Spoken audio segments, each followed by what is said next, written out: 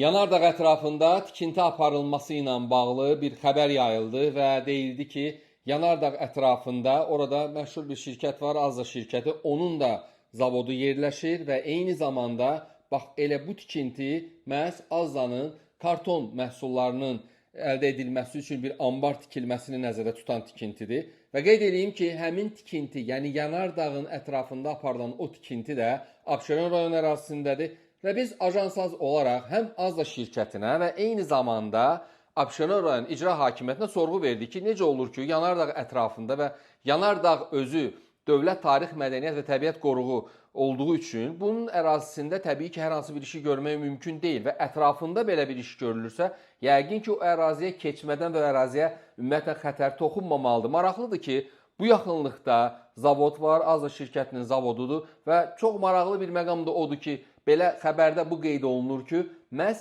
həmən həyata keçirilən qanunsuz tikinti məhz Azzanın orada müəyyən nələrsə istifadə eləyəcəyi, karton məhsullarını istifadə eləyəcəyi bir ambardır.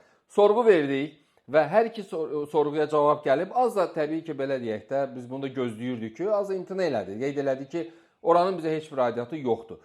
Abşeron rayon icra hakimiyyəti isə qeyd elədi ki, bu tikintidən sonra orada bir hansısa bir şəxsə, belə deyək, şəxsin adını da qeyd eləyəcəm indi, 80 sot ərazisi var və 80 sot ərazidə hansısa bir binanın, belə deyək, ofisin bərpası həyata keçirilir, yenidən qurulması həyata keçirdiyi aşkar edilib. Yəni, bu məsələ xəbərdarlıq ediləndə, video yayılandan sonra icra hakimiyyəti aşkar edilib ki, sən demə orada doğrudan tikinti gedirmiş və o tikintidə və şəxsə məxsus olan ərazidədir, öz ərazisindədir və o binada hansı tikinti işləri həyata keçirilir. Və orada bir məsələni qeyd edir icra hakimiyyəti ki, bəs bu şəxs, o sahənin yiyəsi tikintinin aparılması üçün icazə istəyib.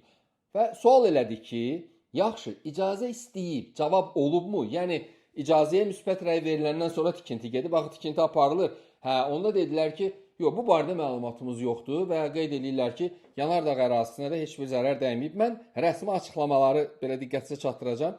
Əvvəla sosial şəbəkələrdə Abşeron rayonunun Digaq qəsəbəsi, Yanardağ ətrafı və Azzanın karton zavodunun yaxınlığında dağ məssivinin qanunsuz şəkildə yarılması, torpaq, daş kütlələrinin kütləvi şəkildə çıxarılmasını əks etdirən görüntülər yayılıb. İddialarda bayaq qeyd etdiyim kimi Azza şirkətinin özünə yeni ambar tikdiyi qeyd edilirdi.